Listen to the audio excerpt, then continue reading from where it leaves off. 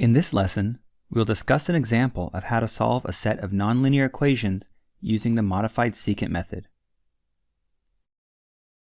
Here we have two nonlinear equations, x1 squared plus x1 times x2 equals 10, and x2 plus 3 times x1 times x2 squared equals 57. We wish to find the value of x1 and x2 that will make both these equations true. We bring all terms to the left side of the equations, making the right side of the equations equal to 0. The first equation is labeled f1 and is equal to x1 squared plus x1 times x2 minus 10. The second equation is labeled f2 and is equal to x2 plus 3 times x1 times x2 squared minus 57. We arbitrarily select an initial guess of 1 for both x1 and x2, which are almost certainly incorrect. The small modification delta is arbitrarily set to 0.01, and we set our tolerance to be 10 to the negative 5. The first step is to calculate the value of both functions. If we were lucky in our initial guesses of x1 and x2, both functions will be very close to 0. Unfortunately, after plugging in the values of x1 and x2 into f1 and f2, we find that f1 is equal to negative 8 and f2 is equal to negative 53. We place these values in a column vector named f. Next, we test the termination criterion. The Euclidean norm is the square root of negative 8 squared plus negative 53 squared, which is 53.6004. Since this value is larger than the tolerance epsilon, we continue. There are 4 elements of the Jacobian that will need to be calculated using a finite difference approximation: partial f1, partial x1, partial f1, partial x2, partial f2, partial x1, and partial f2, partial x2. Partial f1, partial x1 is equal to the value of f1 evaluated at x1 plus delta x2 minus the value of f1 evaluated at x1, x2, divided by delta. This is quantity x1 plus delta squared plus x1 plus delta times x2 minus 10 minus the quantity x1 squared plus x1 times x2 minus 10 divided by delta. After plugging in the values for x1, x2, and delta, we obtain 3.0100. Partial f1, partial x2 is equal to the value of f1 evaluated at x1, x2 plus delta minus the value of f1 evaluated at x1, x2 divided by delta. This is quantity x1 squared plus x1 times x2 plus delta minus 10 minus the quantity x1 squared plus x1, x2 minus 10 divided by delta. After plugging in the values of x1, x2, and delta, we obtain 1.000.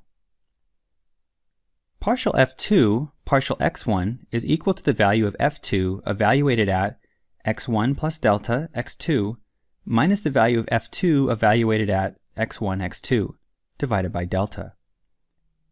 This is quantity x2 plus 3 times x1 plus delta times x2 squared minus 57 minus quantity x2 plus 3 x1 x2 squared minus 57 divided by delta. After plugging in the values of x1, x2, and delta, we obtain 3.0000.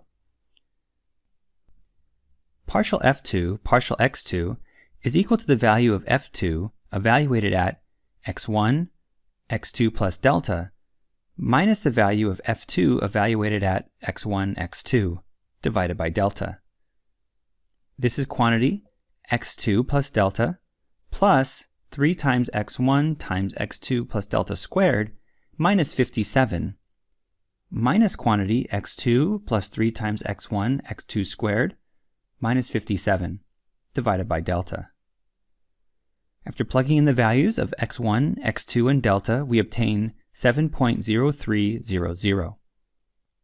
So the elements of the Jacobian are 3.01, 1, 3, and 7.03. Now we can solve the system of equations negative f equals j delta x, where delta x is the amount we will change our initial guesses for x1 and x2. Delta x is a column vector consisting of delta x1 and delta x2.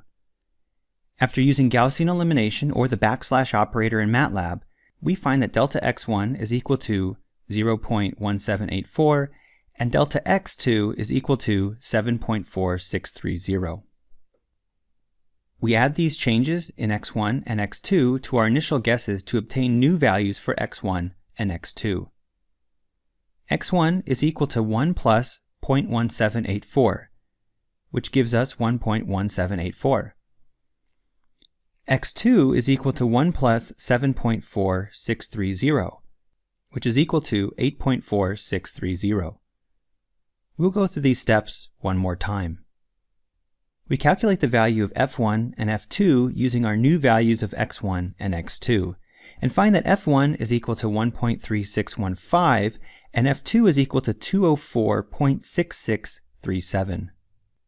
We calculate the Euclidean norm, which is the square root of 1.3615 squared plus 204.6637 squared, and obtain 204.6683.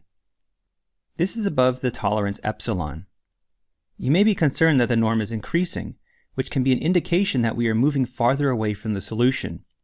However, it's not unusual to observe an increase in the Euclidean norm during the first few iterations before it begins to decrease. Using the new values of x1 and x2 to calculate the Jacobian gives us 10.8298, 1.1784, 214.8662, and 60.8726. We solve the set of equations negative f equals j delta x in order to obtain delta x1 and delta x2.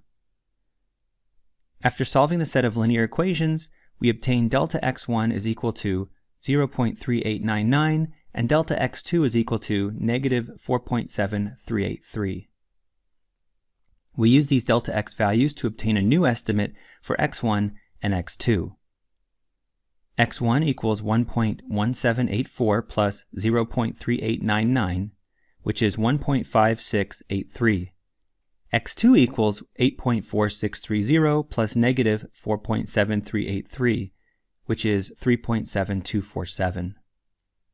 We use these new values of x1 and x2 to calculate f1 and f2, which gives us negative 1.6992 and 11.9963.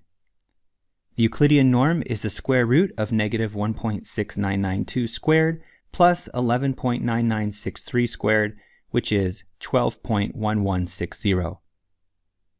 Although this value is still much larger than the tolerance, the Euclidean norm has been reduced by an order of magnitude compared to the previous iteration and will continue to drop rapidly in subsequent iterations. In fact, if we continue this process for just 4 more iterations, we will meet the termination criterion and find that x1 is approximately 2 and x2 is approximately 3. These are the same values we would obtain if we used direct substitution to solve the system of nonlinear equations.